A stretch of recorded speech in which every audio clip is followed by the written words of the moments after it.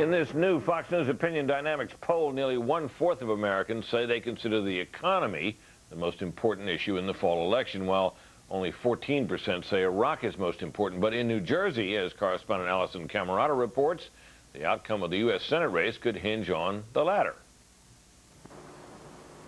It's a mudslinging race in which each side never misses an opportunity to slam the other. What I'm suggesting is that he has ethical standards he does not live up to. Bob Menendez is either engulfed in corruption or he's oblivious to it. Beyond the name-calling, one issue has emerged as central to the outcome of the race, and that's Iraq.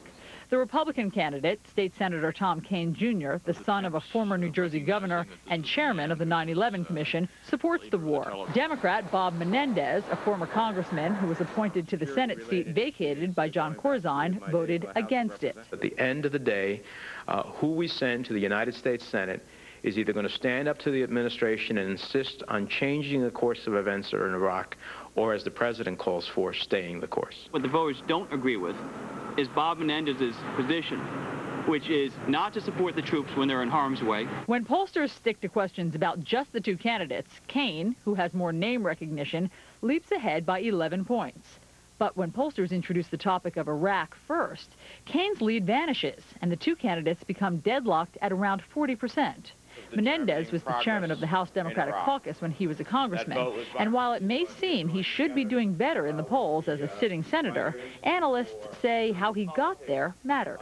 An appointed U.S. senator does not have as great an advantage as a senator who's been elected. He still is at an advantage, but not nearly as great as one who's been elected. And as for recognition, it's not just his name that is giving Tom Kean Jr. an edge with voters. How are you? A lot of people do associate the Kean name. That's going to benefit him.